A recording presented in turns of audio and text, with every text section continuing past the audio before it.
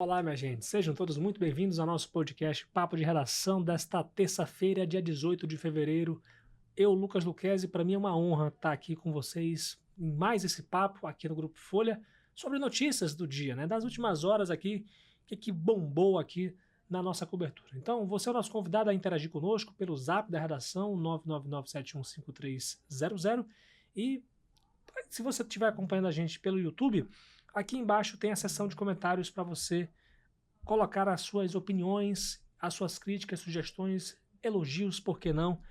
Então o espaço está aberto para você interagir conosco. Algumas notícias de hoje que a gente vai repercutir aqui. Por exemplo, uma denúncia protocolada no TCE aponta irregularidades em uma licitação de call center da Secretaria de Educação do município de Boa Vista. Vamos falar também sobre a prisão de 2 pessoas por receptação de produtos avaliados em mais de R$40 mil.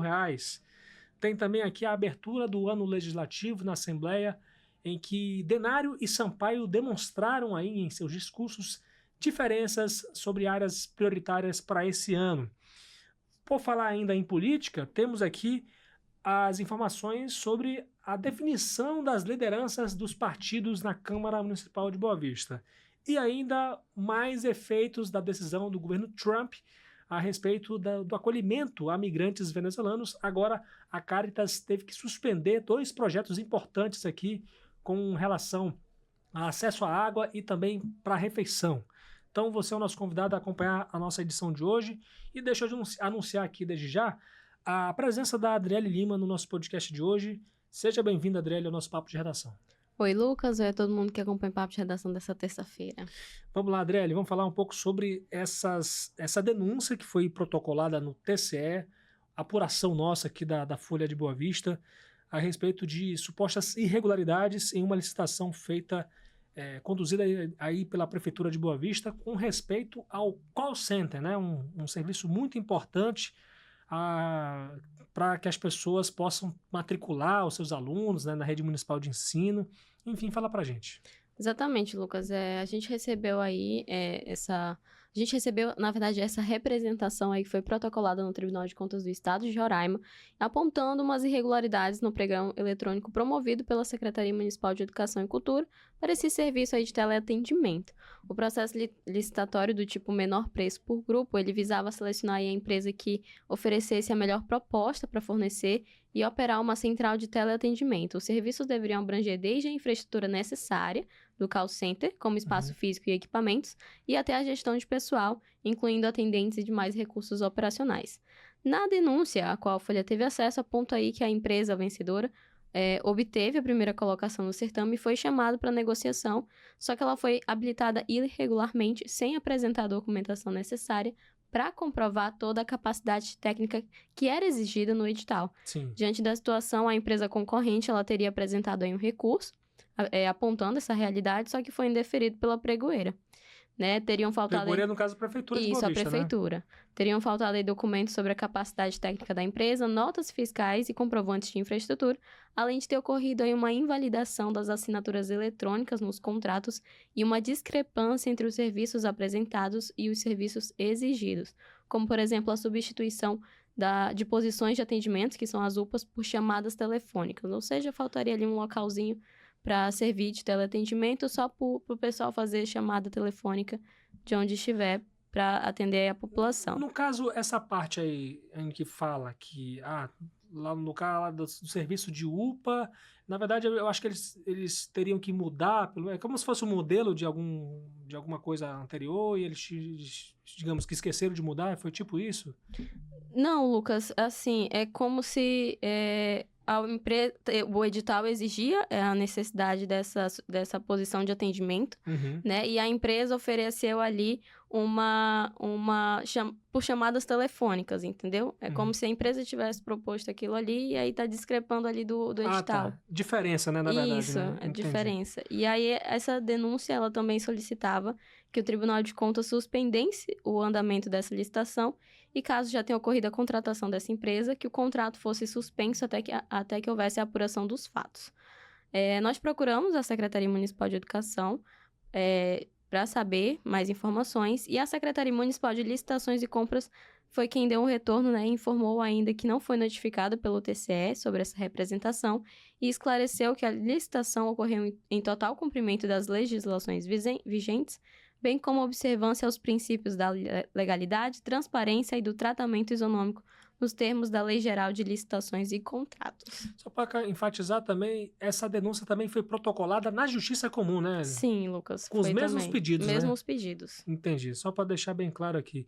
Então a gente vai acompanhar, né, um pregão eletrônico de um serviço muito importante aí na Prefeitura de Boa Vista, que é o Call Center, em que permite aí esse serviço para que as pessoas entrem em contato, façam as matrículas, né? Enfim, o pessoal realmente procuram muito, né, o call center da educação municipal e a gente vai acompanhar aí qual vai ser o transcorrer disso, né? Muito obrigado, Adriele, pela tua participação. Até uma próxima. Nada, Lucas. Até a próxima. Vamos seguir e falar agora de caso de polícia. 2 pessoas foram presas por receptação de produtos avaliados em R$40 mil. Quem vai falar sobre isso é a Marília Mesquita. Bem-vinda, Marília. Oi, Lucas. Oi para você que está acompanhando. Isso mesmo. 2 pessoas envolvidas na receptação de produtos furtados de uma loja localizada no bairro Doutor Silvio Botelho foram presas em flagrantes. As diligências para localizar os objetos levados da loja foram realizados ao longo do dia de ontem e durante a ação, 57 itens furtados foram recuperados. Como você disse, Lucas, o prejuízo estimado da vítima é de aproximadamente R$40 mil. A vítima, segundo o delegado titular do 4º Distrito Policial, o delegado Jonathan, ele disse o seguinte, que uma empresária de 40 anos, ao procurar a Polícia Civil, informou que o crime ocorreu na madrugada do dia 13, quando criminosos arrombaram sua loja e levaram grande quantidade de mercadorias. Ao longo das investigações, a vítima informou que parte dos itens furtados foi vista em um imóvel no bairro Silvio Botelho, o que levou a equipe policial ao local. E aí, durante as investigações, os policiais prenderam em flagrante os venezuelanos, um homem de 22 anos e uma jovem de 19 anos. E aí, contra eles foi lavrado um auto de prisão em flagrante, que é um APF, por crime de receptação dolosa. E aí, essas 2 pessoas foram presas e levadas para a delegacia e depois foram apresentadas na audiência de custódia. Muito bem, Marília, como é que tá a editoria de polícia? Tá tranquila até o momento? Comparado ao final de semana, né, que foi bem caótico, foi tiro, porrada e bomba. Tirando o final de semana até agora está tranquilo, vamos ver como é que o povo vai se comportar aí no decorrer da semana. E amanhã, inclusive, tem jogo, né? Certamente vai desafiar aí as autoridades de segurança. O pessoal gosta de tomar uma cachaçinha também, né? Para assistir o jogo. Gosta, mas, né? Vamos assistir o jogo, vamos torcer aí pro São Raimundo, mas com responsabilidade, com cuidado. Se for beber, escolhe um coleguinha para ser o motorista da vez, pede aí um carro de aplicativo, volta de ônibus, volta a pé, mas não façam besteira para que essa quarta-feira de jogo não se torne aí uma tristeza e alguém morra ou alguém vá preso, porque recomendo ninguém descer lá pro Castelinho de Pedra, porque lá não é legal, não. É verdade. E ainda vai sair aqui na editoria de polícia e vai ficar conhecido aí na cidade, então melhor não vacilar. Muito bom, é isso mesmo, gente. Amanhã, inclusive, aproveitando, São Raimundo e Grêmio às 6h30 da tarde. Os ingressos totalmente esgotados. Inclusive, amanhã vamos ter uma matéria sobre a segurança, os agentes que vão estar na segurança do jogo, né? E agradecer aqui a Marília também endossar essa torcida aí pelo mundão amanhã. Muito obrigado, Marília, pela participação. Até a próxima, né? Até a próxima oportunidade. Tchau, Lucas. Tchau para você que está nos acompanhando e até a próxima. Bora falar agora de política, né? De polícia para política. Hoje nós enviamos a nossa equipe para cobrir a abertura dos trabalhos do ano na Assembleia Legislativa de Roraima. Embora os deputados ainda tenham se reunido durante o recesso por 4 vezes, de forma extraordinária, né, para discutir, por exemplo, a questão das emendas, né, de R$74 milhões que foram vetadas, né, e aí conseguiram derrubar. Hoje, de fato, a Assembleia retomou os trabalhos nas sessões plenárias oficialmente. Não teve deliberação de matérias, né? Mas teve aqui alguns discursos importantes de membros dos poderes, né? Como o governador Antônio Denário, pelo Executivo, o soldado Sampaio, pelo Legislativo, que é presidente da Assembleia. E o Denário, por exemplo, falou sobre a redução da criminalidade e nos assassinatos e comentou algumas dificuldades na segurança pública com as crises enfrentadas pelo Estado, como a migratória, indígena e de garimpeiros. No entanto, o governador não citou os desafios da saúde pública, que é alvo constante de críticas da população. Por sua vez, o presidente da Assembleia, deputado Soldado Sampaio, do Republicanos, afirmou em seu discurso que os problemas com a saúde e a segurança no Estado serão a prioridade da casa para 2025.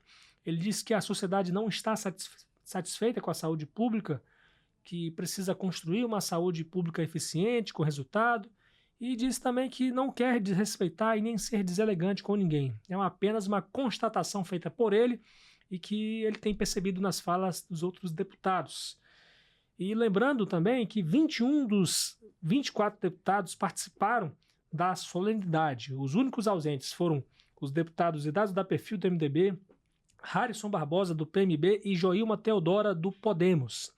E aí, em coletiva de imprensa, o governador de Roraima comentou sobre a atual composição de aliados na Assembleia e enfatizou o diálogo aberto com a Casa e o respeito entre os poderes.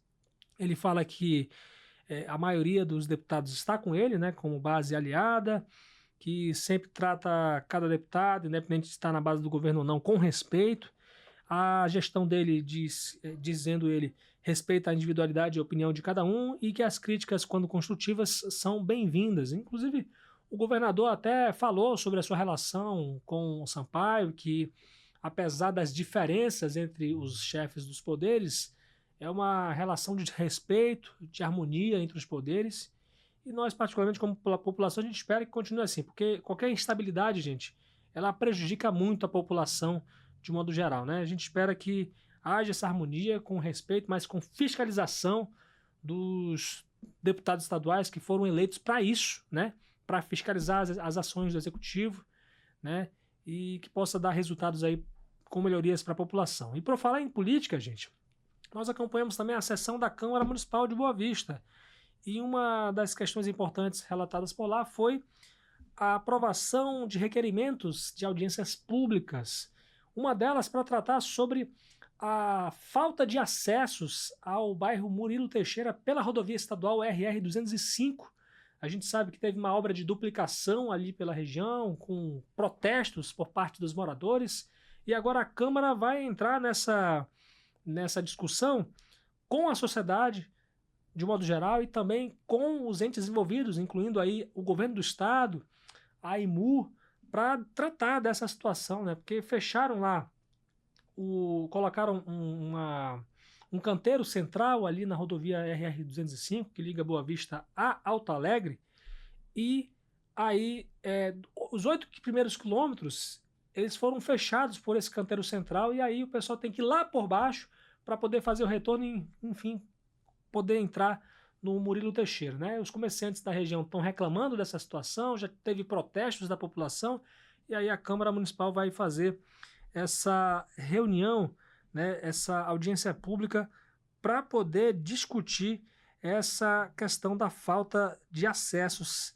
por lá, né? Então, a gente vai seguir acompanhando esse assunto, né? Estava buscando aqui a data da audiência pública, ela está marcada para o dia 27 de fevereiro, às 9 da manhã, no plenário da Câmara Municipal de Boa Vista, para tratar questões de interesses dos moradores do bairro Murilo Teixeira, que inclusive, gente, também a reclamação da falta de iluminação pública, né? Um problema muito ruim aí da região, né? Eu já passo por lá e enfrento muito esse problema. Ainda sobre Câmara Municipal, a gente vai falar aqui dos nomes dos líderes dos partidos com representação na Câmara, né? 5 dos 8 partidos já definiram seus líderes e o anúncio foi feito hoje, na sessão de hoje. E para a função, 4 partidos escolheram seus vereadores mais votados. É o caso do Roberto Franco, do DC, o Adjalma Gonçalves, do Podemos, o Marcelo Nunes, do PDT, e o professor doutor Thiago Reis, do PSD. Eles vão ser os líderes de seus partidos. E aí, gente, o Progressistas, que é o partido do governador Antônio Denário e do senador Doutor Irã, ele designou a Aline Rezende como líder na Câmara. A gente lembra que a Aline Rezende, ela já está no 4º mandato como vereadora. Ela não foi a mais votada da legenda, mas foi a 2ª mais votada. Então, acho que o Progressistas ele não considerou exatamente a questão da votação, mas eu vejo que a experiência, né, da Aline Rezende, ela inclusive tentou disputar a presidência da Câmara, mas acabou sendo derrotada pela chapa do vereador, do presidente reeleito, Genilson Costa, do Republicanos. E por falar do Republicanos, o Republicanos e o MDB, que tem as maiores bancadas do parlamento municipal, com 4 membros cada um, ainda não definiram, não divulgaram aí quem serão os seus líderes. No caso do União Brasil, o David Carneiro é o único vereador, então automaticamente ele vai ser o líder do partido lá na Câmara, né? Agora vamos mudar um pouco de assunto, falar de política agora para cotidiano, né? A questão migratória também, que é o seguinte, gente, a Caritas Brasileira anunciou a suspensão de 2 de seus principais projetos de assistência humanitária e suporte à população migrante venezuelana aqui em Roraima. Os projetos Suma Uma e Orinoco, que são focados, respectivamente, em garantir segurança alimentar e nutricional e promover acesso à água, saneamento e higiene. Esse anúncio ocorre após a ausência de novos apoios financeiros dos Estados Unidos, oriundos das últimas decisões do presidente norte-americano Donald Trump de congelar quase toda a assistência para programas no exterior. E de acordo com a assessora nacional da Caritas Brasileira, Vanessa Aires, a interrupção desses atendimentos pode causar impactos significativos em Roraima, né? Inclusive aí sobrecarregar outros atendimentos, tanto pelo poder público como também por outras organizações da sociedade civil. Então é uma situação bem preocupante também. Foi uma entrevista coletiva que teve hoje, a gente enviou a Mariana Assunção para poder cobrir essa pauta e ela anotou essas informações. Aí a Vanessa, ela fala também que os projetos são desenvolvidos, ou eram para ser desenvolvidos, com foco na sustentabilidade ambiental, evitando a geração excessiva de resíduos sólidos, né? Leia-se lixo. Os custos mensais do projeto Suma Uma, né, que é um projeto dedicado para garantir segurança alimentar e nutricional, eles giram em torno de R$800 mil, considerando encargos trabalhistas, compra de alimentos e manutenção das atividades. Além da alimentação, o programa também fornecia assistência médica, cadeira de roda e outros serviços essenciais para migrantes e pessoas em situação de rua. E a paralisação dos projetos resultou na demissão de aproximadamente 100 funcionários da Caritas, incluindo brasileiros e imigrantes que atuavam no atendimento. O projeto Suma Uma, que antes era integrado à ação Mexendo a Panela, existe desde 2022 e já serviu mais de 1 milhão de refeições a pessoas em situação de vulnerabilidade aqui em Roraima. E aí é o seguinte, gente, para poder driblar essa falta de repasses, falta de recursos, a Caritas Brasileira lançou uma campanha espontânea de arrecadação de fundos no Brasil e no exterior para poder retomar esses programas. Segundo o assessor nacional da instituição, o El Leal, o Orinoco já havia sido suspenso temporariamente, mas conseguiu manter suas atividades até sexta-feira passada com doações. E aí depois os recursos acabaram, resultando em uma nova interrupção dos serviços, né? Então, realmente é preocupante. Falando sobre essa questão da doação, a Caritas Brasileira informou em seus canais que as doações podem ser feitas por meio do Pix, e aí eu vou falar o Pix aqui, doi@caritas.org.br. O Pix é o doi@caritas.org.br. Ou também através de transferência bancária na conta corrente do Banco do Brasil, agência 0452, dígito 9, e conta corrente 53377, dígito 7.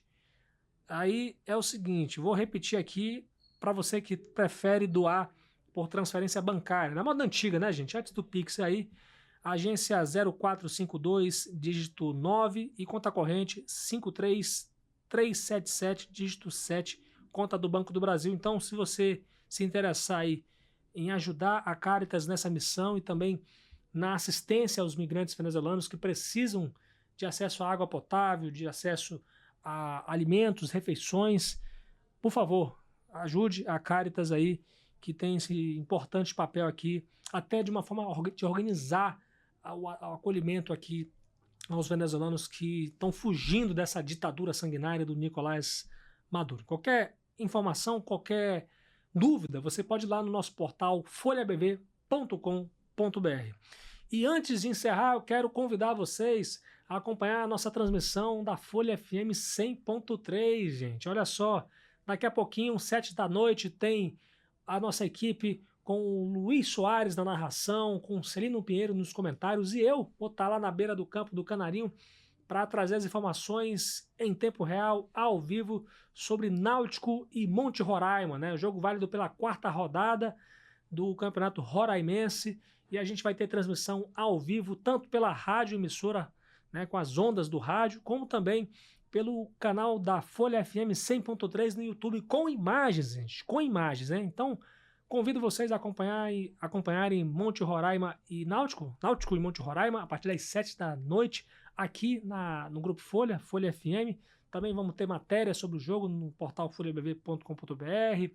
Teremos aí lances em tempo real sobre a partida. Então, você é o nosso convidado a acompanhar a nossa cobertura aqui pelo Grupo Folha. Então, é o seguinte... Siga as nossas redes sociais, a Folha BV está no Instagram, no Facebook, no X, no YouTube, Rádio Folha BV no Instagram, Folha FM 100.3 no Facebook e no YouTube, e eu estou no Instagram como Lucas Luquezzi. Que Deus abençoe vocês, e se Deus quiser, amanhã a gente se vê aqui no Papo de Redação do Grupo Folha, às 6 da tarde, se Deus quiser.